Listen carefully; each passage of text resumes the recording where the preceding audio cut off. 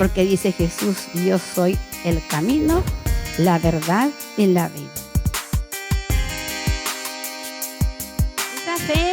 Esa fe, no la fe que cree cuando ve, esa no es fe.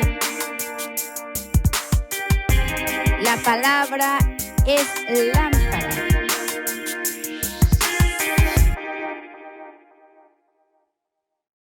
Vamos a ponernos de pie ante la presencia del Señor y a orar. Padre, te damos gracias, te doy gracias, Padre, por permitirme estar aquí. En el nombre de Jesús, Señor, te damos gracias, Señor, y en particular, Padre, por permitirme recibir esta mañana, esta tarde, de tu Espíritu, instrucción, comprensión, revelación y poder de lo alto, Señor, porque necesitamos ese poder de lo alto. Lo necesitamos, Señor, para poder hacer tu voluntad y para poder, Señor, ser testimonio. Amén. Porque dice tu bendita palabra que recibiremos el poder de Dios cuando haya venido sobre nosotros el Espíritu Santo. Y entonces podré ser testigo, Señor, en este mundo caído, Padre eterno.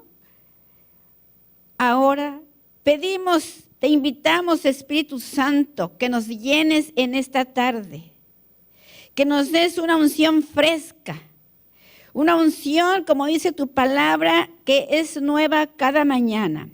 Y también pedimos que los que nos están viendo por la televisión reciban esta llenura del Espíritu Santo, así como también que abran su corazón a esta enseñanza. En el nombre poderoso de Jesús. Amén. Pueden sentarse. Bueno, la semana pasada yo no estuve aquí, pero la antepasada dimos inicio a una enseñanza poderosa que viene de Apocalipsis. El Señor me ha motivado fuertemente a que enseñe Apocalipsis. Dice en Apocalipsis 1:3, bienaventurado el que lee.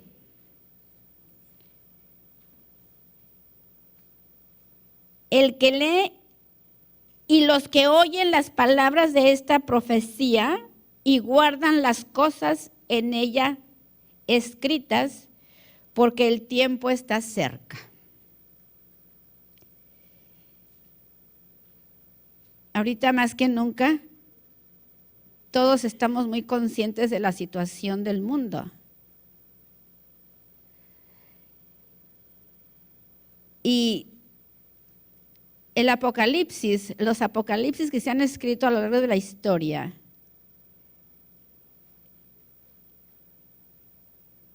es sinónimo de crisis, cuando una crisis se está avecinando.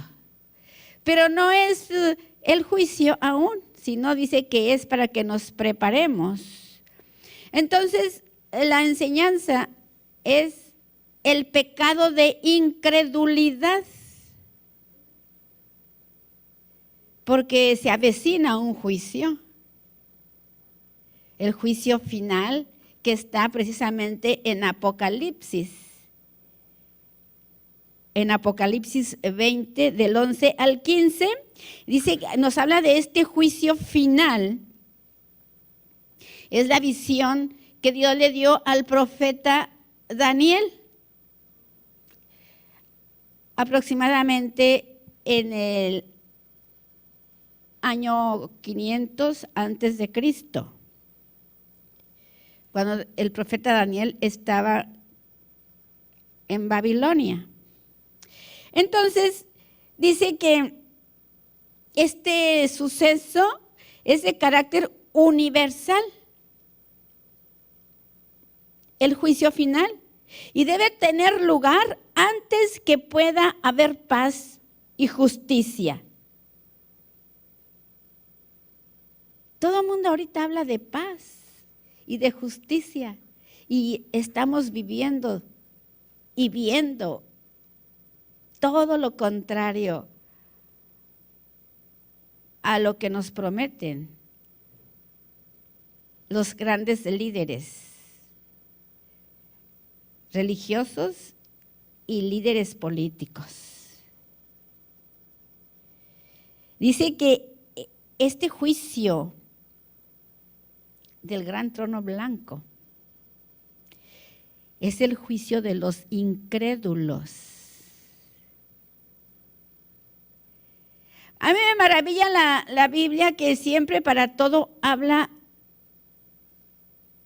en paralelo, ya sea de los opuestos o ya sea de un antes y un después, pero siempre habla en paralelo.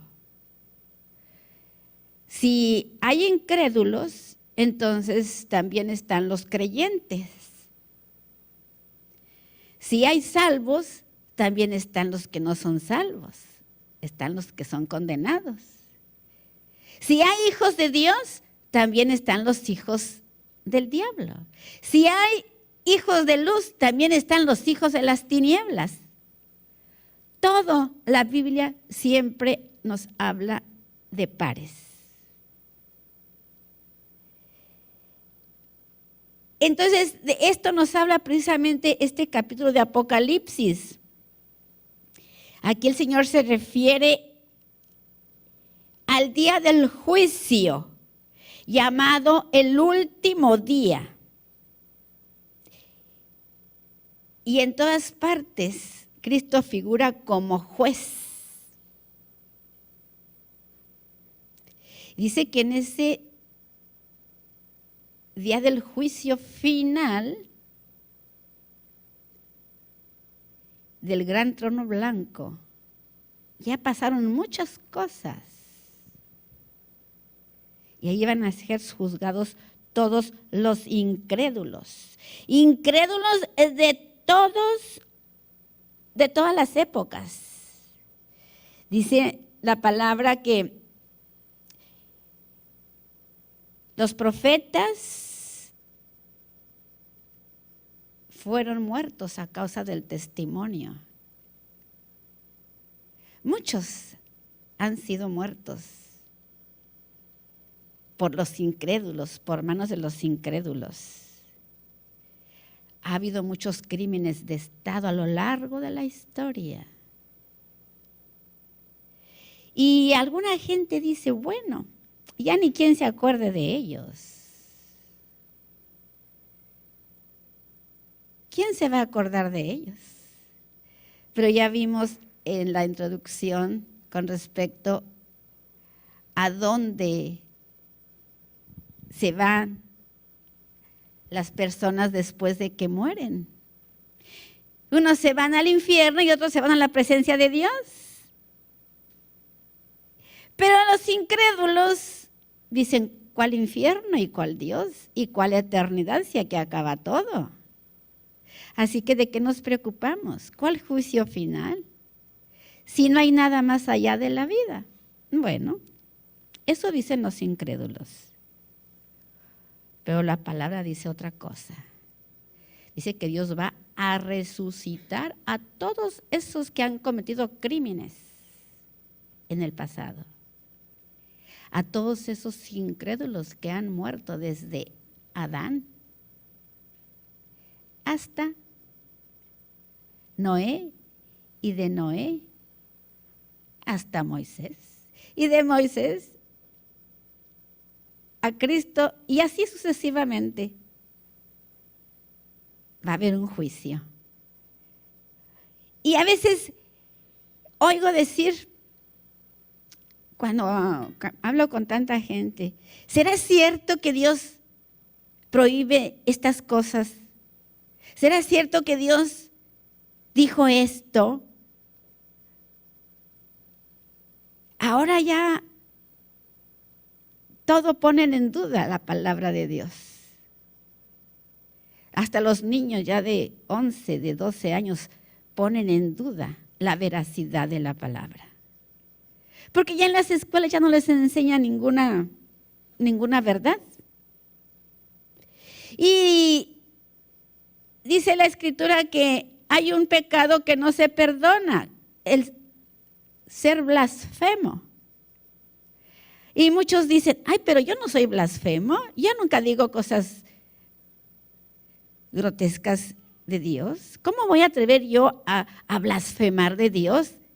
Pues fíjate, mi hermano, que no tienes que hablar palabras soezas en contra de Dios para que seas un blasfemo. Porque yo no creo que ninguna persona deliberadamente le diga a un amigo, oye, ven, vamos a blasfemar a Dios, contra Dios. No creo que nadie se proponga esa maldad así tan grotesca. Así como dijo un incrédulo que se dice que es creyente, que ha causado tanto revuelo en las redes sociales. Que hay que festejar Halloween en las congregaciones, porque eso no tiene nada de malo, que es participar de regalos dulces y que es una oportunidad para conocer gente. Que no seamos anticuados, que es ridículo estar pensando que un padre de familia le diga a sus hijos, oye, mi hijo, vamos a pedir dulces porque hoy es la noche de adoración de los demonios. Pues no, ninguno se lo va a decir así, como tampoco ningún incrédulo va a decir, oye, vamos a reunirnos para blasfemar contra Dios. Tiene todo el sentido, ¿verdad? Dice que nosotros, cuando damos nuestra lealtad a un reino voluntariamente, ya sea al reino de Satanás o al reino de Dios, estamos cediendo nuestra autoridad al que representa ese reino. ¿Y cómo vamos a nosotros a blasfemar contra Dios? Pues sencillamente la palabra blasfemar dice que ese pecado no es imperdonable en este siglo y en el venidero. Y precisamente el pecado que no se perdona es la incredulidad. Esa es la blasfemia. Porque ser blasfemo es tratar con desdén las instrucciones de Dios para su pueblo. Es tener en poco el sacrificio de Cristo en la cruz.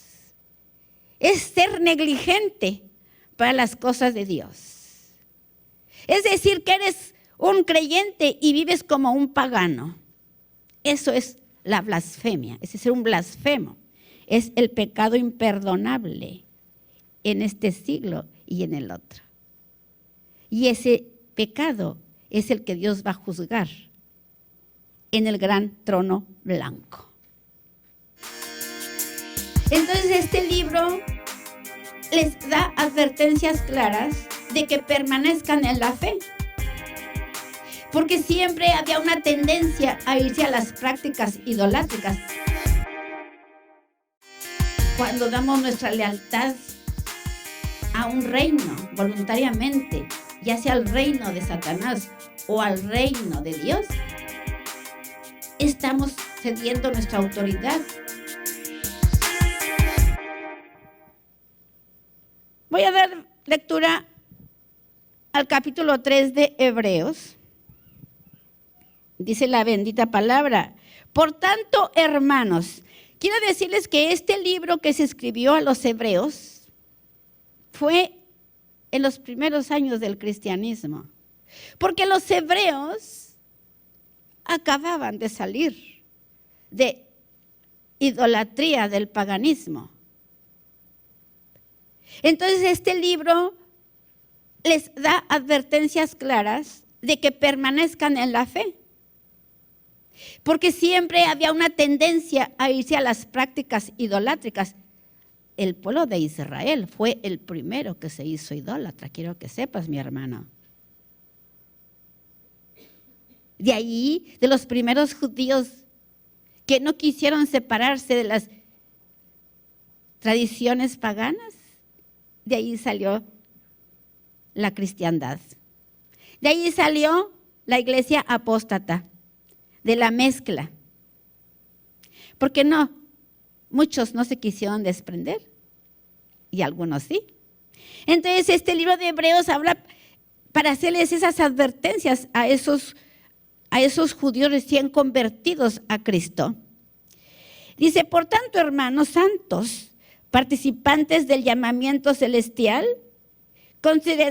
considerar al apóstol y sumo sacerdote de nuestra profesión, Cristo Jesús, el cual es fiel al que le constituyó, como también lo fue Moisés en toda su casa. Porque de tanto mayor gloria que Moisés, es estimado digno cuanto tiene mayor honra que la casa el que la hizo. Porque toda casa es hecha por alguno, pero el que hizo todas las cosas es Dios. Y Moisés a la verdad fue fiel en toda la casa de Dios como siervo, para testimonio de lo que se iba a decir. Pero Cristo como hijo sobre su casa, la cual casa somos nosotros, si retenemos firmes hasta el fin la confianza y el gloriarnos en la esperanza. El 7, por lo cual, como dice el Espíritu Santo, si oyeres hoy su voz, no endurezcáis vuestros corazones como en la provocación en el día de la tentación en el desierto, donde me tentaron vuestros padres, me probaron y vieron mis obras 40 años, a causa de lo cual me disgusté contra esa generación.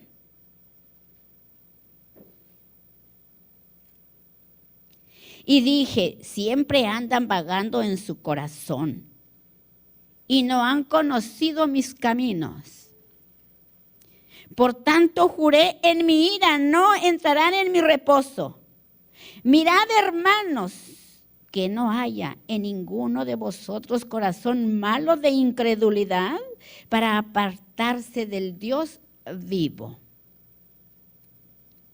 Antes, exhortaos los unos a los otros cada día, entre tanto que se dice hoy, para que ninguno de vosotros se endurezca por el engaño del pecado, porque somos hechos participantes de Cristo, con tal que retengamos firmes hasta el fin nuestra confianza del principio. Por tanto que se dice, entre tanto que se dice, si oyeres hoy su voz, es el momento, mi hermano, de abrir tu corazón, de pedirle a Dios que abra tus oídos, decirle con autoridad, Éfrata, ábrete. Es importante que escuchemos este mensaje. Si oyeres hoy su voz, no endurezcáis vuestros corazones como en la provocación.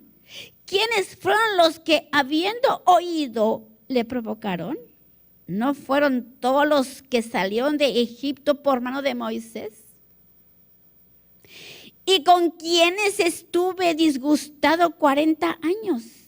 ¿No fue con los que pecaron, cuyos cuerpos cayeron en el desierto? Y a quienes juró que no entrarían en su reposo, sino aquellos que desobedecieron. Y vemos que no pudieron entrar a causa de su incredulidad.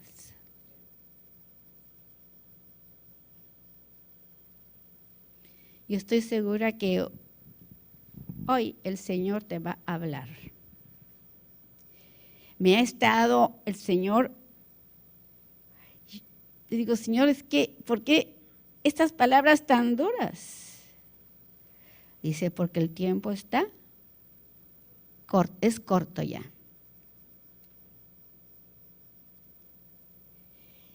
Dice que ese corazón malo de incredulidad es un corazón perverso. Corazón perverso. Dice el apóstol Pedro ahí, segunda carta de Pedro 2:14, teniendo los ojos llenos de adulterios y no saben, no dejan de pecar. Dice que solamente están engordando, o sea, hablándoles cosas agradables a los inconstantes, a las almas inconstantes que solamente quieren escuchar lo que ellos creen, los que han conformado su creencia a su propio estilo de vida. Dice almas inconstantes, teniendo el corazón ejercitado en codicias y siendo hijos de maldición. Dice que como se tarda tanto el Padre Todopoderoso en hacer sus juicios, pues siempre te dicen, ¿desde cuándo estoy escuchando que el juicio final? Desde que mi abuelito vivía. Y desde que, bueno, pues de que se está escuchando el juicio, dice que hace 2000 años, cuando Cristo dijo, arrepentidos, porque el reino de los cielos se ha acercado, en ese momento empezó el juicio, desde que Cristo vino a la tierra, porque Él es el juez de toda la tierra. Entonces el hombre se ha hecho terco. Dice en Eclesiastés 8:11, porque no se ejecuta luego sentencias sobre la mala obra, el corazón de los hijos de los hombres está en ellos lleno para hacer el mal. A veces los padres, los maestros, los pastores, los jefes de las empresas no ponen a tiempo una disciplina al muchacho, al niño, al viejo, a lo que sea. No lo supervisan. Los papás están demasiado ocupados en su trabajo para andar supervisando a los niños. Y todo el mundo no me está esperando cometer una falta que no le diga nada para decir, ya se le olvidó a este viejo. Ni se da cuenta. Es un tonto. Dice, porque no se ejecuta a tiempo una disciplina, el corazón de los hijos de los hombres se hace perverso.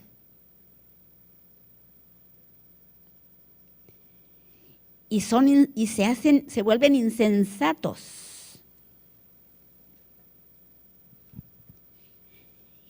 Este mal hay entre todo lo que se hace debajo del sol, que todos tengan un mismo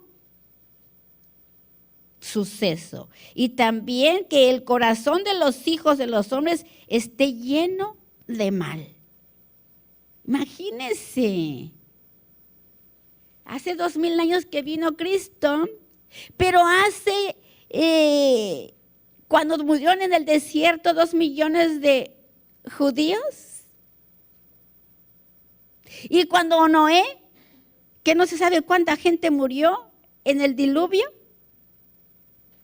decía, no va a haber diluvio. Cuando destruyó Sodoma y Gomorra, no nos va a pasar nada, vamos a seguir haciendo todo tipo de maldad. Y destruyó Sodoma. Y luego cuando lo saca al pueblo de Israel, lo saca de Egipto, eran esclavos de Satanás ahí, eran totalmente idólatras. Los saca de Egipto y los lleva al desierto para que se despojen de toda su idolatría y sencillamente no quisieron. Después que los sacó con prodigios y milagros, los hizo libres de esclavitud. Vieron las obras de Dios. Y dice que por incrédulos, toda esa generación de 2 millones se quedó en el desierto, sepultados en la arena. Y van a decirme, pero pues esos ya se quedaron ahí, ¿a quién nos va a dar? ¿Quién se va a acordar de ellos? No, para eso está el juicio del gran trono blanco. Dice que a todos los incrédulos los va a resucitar y los va a juzgar ese día. Quiero decirte que si tú no crees conforme a lo que dice la Biblia, eres un incrédulo. Y no lo digo yo.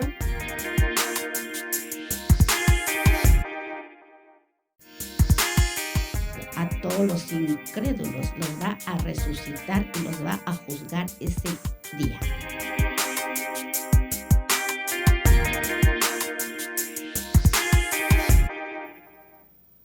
Incrédulos, mi hermano. El blasfemo, el que tiene en poco la instrucción, el que no respeta la ley de Dios, el que vive y cree conforme a su propio código de conducta, el que cree que es salvo porque viene todos los días a la congregación, el que cree que es salvo porque da sus diezmos, el que se cree muy bueno. Quiero decirte que si tú no crees conforme a lo que dice la Biblia, eres un incrédulo. Y no lo digo yo, lo dice la Escritura.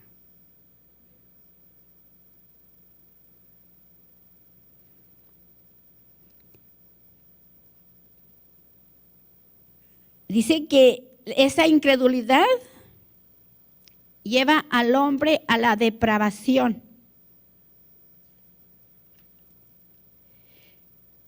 Jeremías 17:9 dice, engañoso es el corazón, más que todas las cosas, y perverso.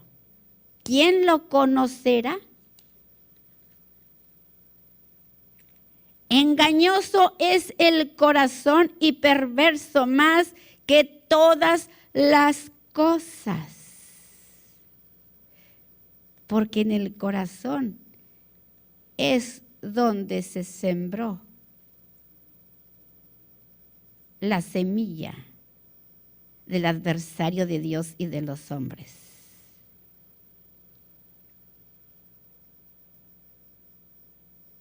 Dice que ese corazón perverso, engañoso, está lleno de extorsión y de exceso.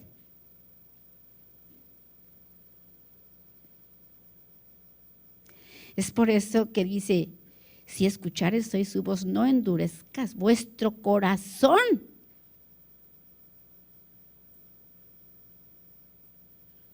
Me encanta cuando la gente pide una oración y dice que me cambie el corazón. Porque todo empieza con el corazón y termina con el corazón. Dame, hijo mío, tu corazón y miren tus ojos por mis caminos.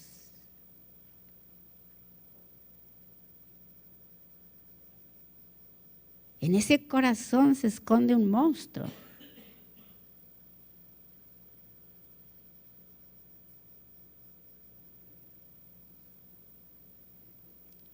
Ay de vosotros, escriba, le dice en Mateo el Señor a los fariseos.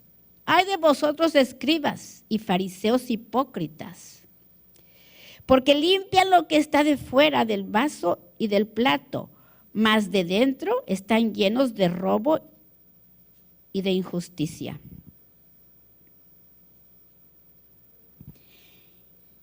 Y él dijo, otra vez. Ay de vosotros también, doctores de la ley, que cargáis a los hombres con cargas que no pueden llevar, mas vosotros ni aun con un dedo tocáis las cargas. Pero eso sí, cuando llegan de la plaza, en Marcos 7:4 dice, cuando vuelven de la plaza, dice, si no se lavasen, no comen. Y otras muchas cosas hay dentro de la ley de los fariseos, porque son 613 precauciones en la ley de los fariseos, de los doctores y de los religiosos, que están preocupadísimos por guardar esas 612 preceptos de la ley.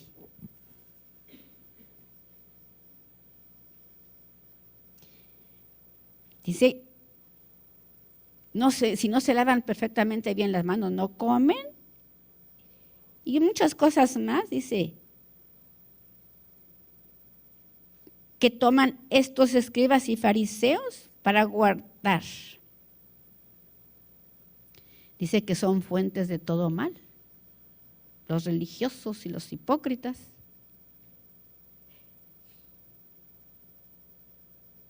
Dice que ese corazón de los hipócritas dice que es fuente de todo mal, en Marcos 7:21, porque de dentro del corazón de los hombres salen los malos pensamientos, salen los adulterios, salen las fornicaciones, salen los homicidios, los hurtos, las avaricias, las maldades, el engaño, la desvergüenza, el ojo maligno, las injurias, la soberbia y la insensatez. Todo esto es para que nos preparemos y le digamos al Señor sinceramente, Padre, examina mi corazón, porque si yo me autoexamino, me puedo estar yo autoengañando. Examina mi corazón. Decirle en esta hora, y si hay en mí esas cosas tan horribles de las cuales dice tu palabra, límpiame, Señor. Hoy quiero abrir mi corazón a tu palabra. Hoy quiero que tú me cambies, quiero que tú toques la fibra más profunda de mi ser para que yo pueda tomar una determinación el día de hoy, para que yo pueda decidir, Señor, qué hacer con mi vida, porque aún es tiempo. Dice que el corazón perverso hace al hombre apartarse del Dios vivo.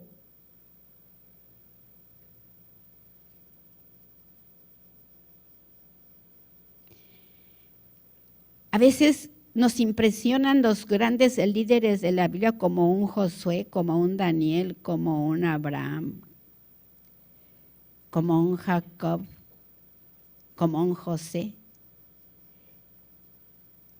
Y pensamos que son seres extraterrestres súper especiales, que no tienen nada que ver conmigo.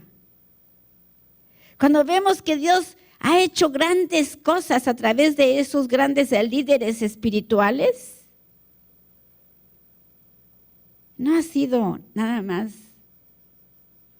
porque han estado recostados en un lecho de rosas.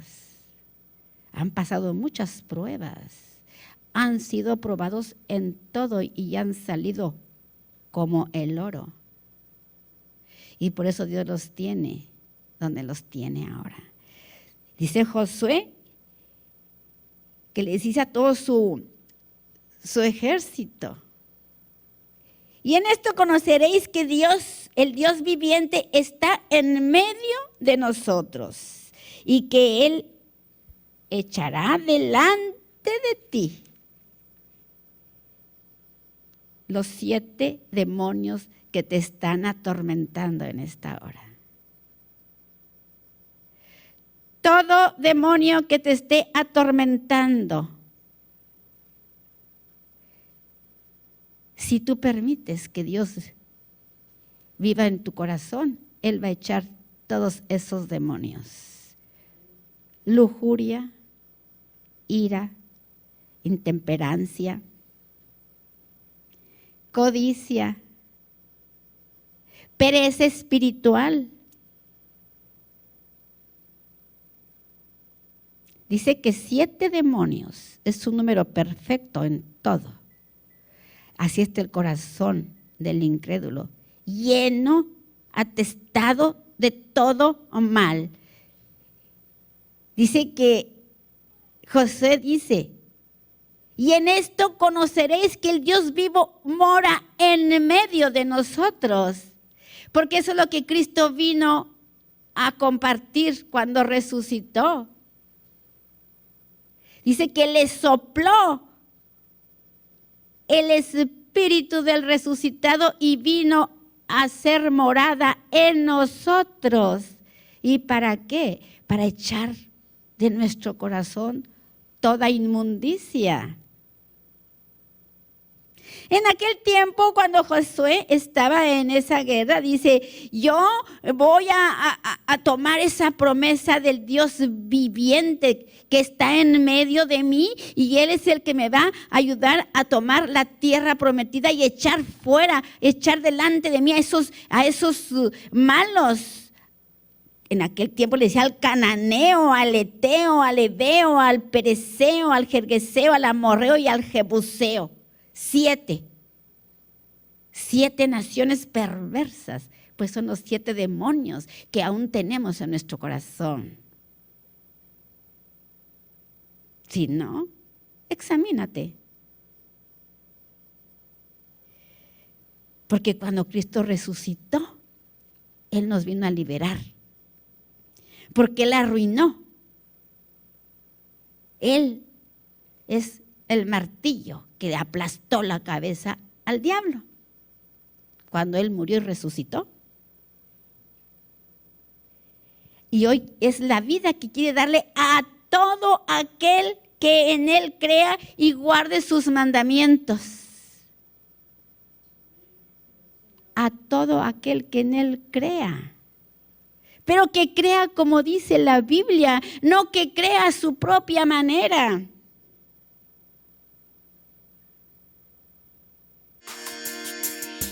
Porque acuérdense que Dios siempre nos habla en simbología y luego nos enseña la realidad, y así siempre nos enseña símbolos para mostrarnos una realidad espiritual.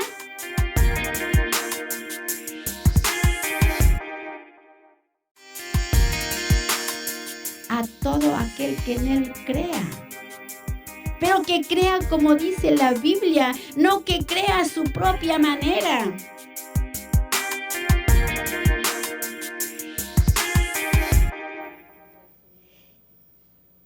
Entonces también cuando el rey David pelea contra Goliat, porque Goliat también simboliza otro demonio. Porque acuérdense que Dios siempre nos habla en simbología y luego nos enseña la realidad, y así siempre nos enseña símbolos para mostrarnos una realidad espiritual. Y ahorita ya no hay gigantes, porque ya dice que ya casi todos se murieron. Pero en aquel tiempo había un gigante. Yo pensé que Goliat era el gigante más grande que había. No, dicen Goliat medía como 13 metros, pero un tal Gilgamesh dice que medía como 5 metros. Imagínense esos gigantes tan horrorosos. Pero pues ahora son esos demonios que nos atormentan. Son demonios espirituales. En aquel tiempo eran gigantes de verdad. Que 5 metros un gigante, yo me lo imagino casi de esta altura. Ay, no, qué horror. Y dice que Goliat peleó con uno de 3 metros. David peleó con Goliat que se medía como 3 metros. Yo no soy buena para la altura, pero me imagino 3 metros con 6 dedos en las manos y 6 dedos en los pies. No, pues qué cosa tan terrible. Entonces dice que que entonces David, como David es un tipo de Cristo, un símbolo, dice que era un hombre conforme al corazón de Dios. Dice que ¿qué les dice David ahí cuando estaban todos el ejército de Saúl, todos asustados con Goliat? ¿Qué harán al hombre que venciere a este filisteo? Dice. Y quitare el oprobio de Israel, porque cómo los atormentaba ese filisteo al ejército de Israel, los insultaba, los humillaba, los tenía siempre a raya. Y le dice David con toda autoridad, como nosotros debemos de hablarle a Satanás y a todos sus demonios. Todo lo puedo en Cristo que me fortalece. Dice, obedece, sométete a Dios y resiste al diablo y de ti huirá. Eso es lo que Dios nos dio a través de su Hijo Jesús cuando resucitó. Dice, les ha dado autoridad para hollar serpientes y escorpiones. Y ninguna fuerza del mal les hará daño. Pero sométete a Dios. Porque qué fácil querer matar, comerse gigantes y matar leones en mi poder, en mi fuerza. Entonces le dice David a ese gigante, Goliat, porque ¿quién es este filisteo incircunciso para que provoque los escuadrones del Dios viviente? Gloria a Dios. Debemos de orar como David. Mi alma tiene sed del Dios vivo, no del Dios de los paganos. Dice que cuando también otro héroe espiritual, Daniel, que me encanta la vida de Daniel, es apasionante. Dice que él fue sacado vivo del foso de los leones. Entonces cuando Nabucodonosor fue a ver porque él quería mucho a Daniel, pero lo tuvo que arrojar ahí, porque casi lo obligaron ahí sus asesores. Y dice que él fue a ver con tristeza. No se esperó nunca ver a Daniel vivo, pero cuando lo vio, dice que reconoció al Dios de Daniel. Dijo, reconozco que tú amas al Dios vivo. Mire, un rey pagano. Y nosotros que estamos aquí, que Dios nos ha hecho tantas cosas, seguimos dudando del poder de Dios. Seguimos con ese corazón malo de incredulidad. Ese es el pecado imperdonable. El apóstol Pablo también, cuando lo golpearon por proclamar a Cristo, les decía que se convirtieran al Dios vivo. En el tiempo de los apóstoles había muchas conversiones, porque estaban ya los pueblos de aquel tiempo muy cansados de los dioses paganos que eran tan perversos y tiranos, los explotaban, porque esos dioses paganos estaban hechos a semejanza de cada rey. Si un rey se hacía dueño de todo el mundo, los dioses que ellos se hacían tenían el carácter de esos reizuelos malvados. Imagínense cómo vivirían esas pobres gentes oprimidos por esos reyes. Digo, por esos dioses que se hacían los hombres a su propia imagen. Pero ahora parece que estamos en la misma situación, porque andamos buscando nosotros a los hombres famosos, a los que nos hablan bonito, a lo que nos dicen lo que nos gusta escuchar, en lugar de ir a que la palabra nos alumbre. Andamos buscando sabiduría humana. Entonces Dios nos advierte acerca de la incredulidad. Trae advertencias muy fuertes y las hace desde el principio. En Deuteronomio dice, 32, 20. Mi hermano, Dios esconde su rostro cuando tú no adoras al Dios vivo. Porque dice la bendita palabra, y dijo, esconderé de ellos mi rostro. Veré cuál será su final, que son generación de perversidades, hijos sin fe.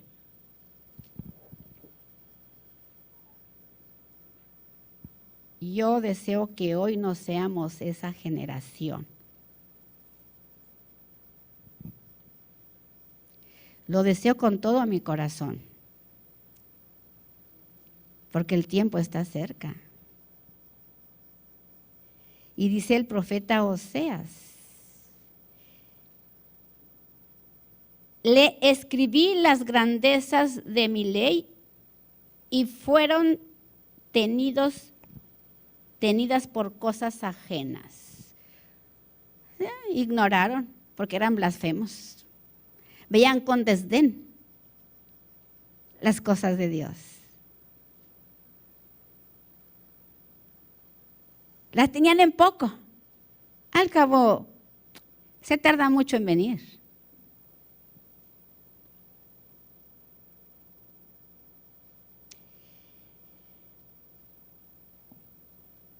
Dice que lo mismo cuando resucitó, imagínense, resucita y sus discípulos no le creían cuando le van a decir María Magdalena que resucitó el Mesías, no creían, dice que después él les recriminó, dice que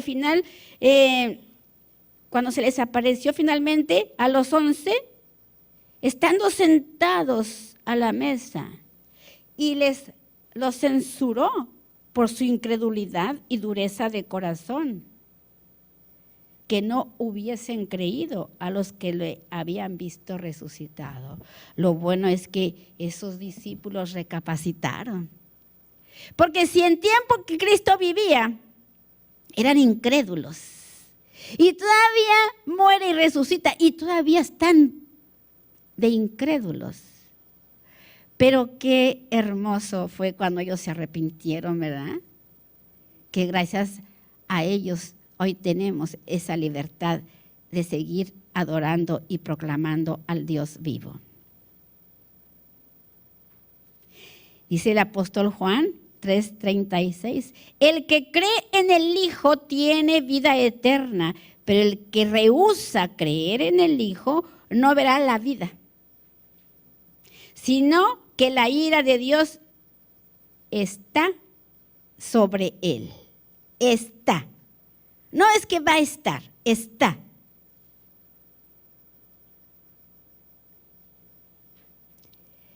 Por eso les dije que moriréis en vuestros pecados, porque si no creéis que yo soy, en vuestros pecados moriréis. Y dice, le sigue diciendo el apóstol Juan, y cuando Él venga, que ya vino, ya tenemos el don del Espíritu Santo por el cual le damos gracias a Dios y por eso oramos en el principio. Gracias por ese don maravilloso del Espíritu Santo de Dios. Porque cuando Él venga, dice, convencerá al mundo de pecado, de justicia y de juicio. Gracias, papá. Gracias te damos en el nombre poderoso de Jesús, por ese don de tu Espíritu Santo, por tu vida divina que mora en los hijos de obediencia, para poder, Señor, resistir el día malo. Gracias te damos. Y si tú no has escuchado hoy su voz, hoy es el tiempo. Hoy es el tiempo que le digas, Señor, gracias por hablar a mi corazón. No entiendo muchas cosas, pero si yo creo, tú estás dispuesto a darme el regalo de tu Espíritu Santo, para que yo sea diligente y te busque a partir de este día. Porque en este día, si tú recibes el regalo de la salvación, Él te da las arras de la promesa para que puedas seguir al Dios vivo y para que puedas convertirte en morada del Dios vivo y para que te llene de su poder, que venga todo el poder de lo alto para que puedas ser su testigo y para que puedas hacer su voluntad. Gracias. Que Dios los bendiga.